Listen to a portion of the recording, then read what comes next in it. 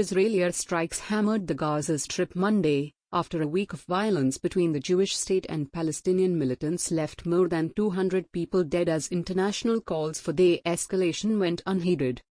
Overnight Sunday to Monday, Israel launched dozens of strikes in the space of a few minutes across the crowded coastal Palestinian enclave controlled by Islamist group Hamas, according to AFP journalists and the army. Flames lit up the sky as explosions shook Gaza City.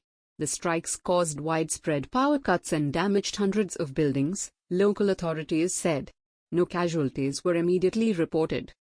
West Gaza resident Mad Abed Rabbo, 39, expressed horror and fear at the intensity of the onslaught. There have never been strikes of this magnitude, he said. Israel's army said in a statement that it hit the homes of 9 high-ranking Hamas commanders, without providing details on casualties. The overnight bombardment also included a third round of strikes on what the army calls the Metro, its term for a Hamas underground tunnel network.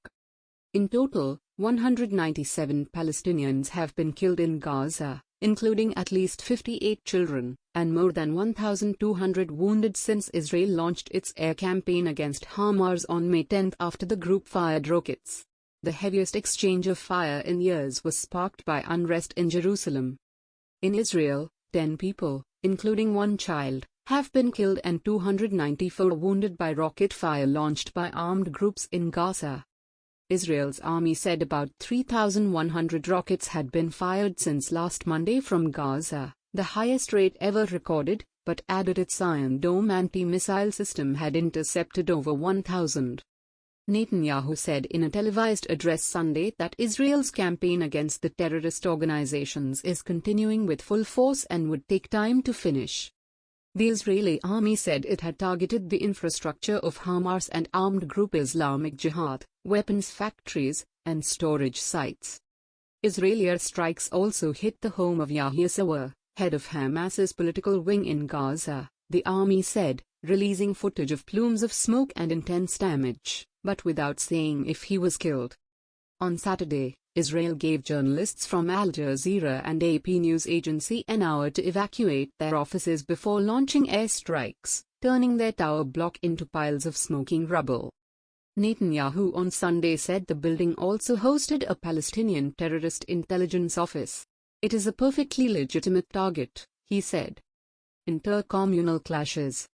The violence between Hamas and Israel is the worst since 2014, when Israel launched a military operation on the Gaza Strip with the stated aim of ending rocket fire and destroying tunnels used for smuggling.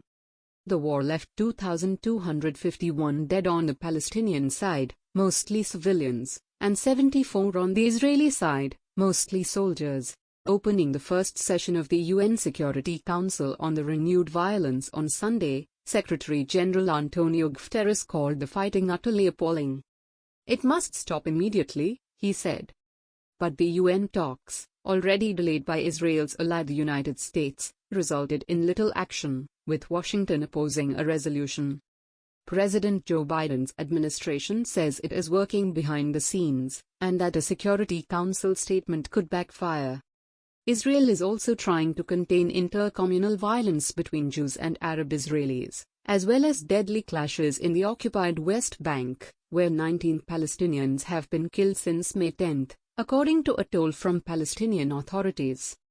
Major clashes broke out at the Al-Aqsa Mosque compound, one of Islam's holiest sites, on May 7 following a crackdown against protests over planned expulsions of Palestinians in the Sheikh Jarrah neighborhood of Israeli-annexed East Jerusalem. Sheikh Jarrah has been at the heart of the flareup, seeing weeks of clashes between Palestinians and Israeli security forces.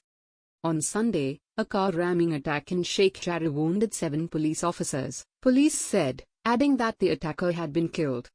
Police also said a number of suspects had been arrested during clashes in another East Jerusalem neighborhood overnight Sunday to Monday. Guterres warned the fighting could have far-reaching consequences if not stopped immediately. It has the potential to unleash an uncontainable security and humanitarian crisis and to further foster extremism, not only in the occupied Palestinian territory and Israel, but in the region as a whole.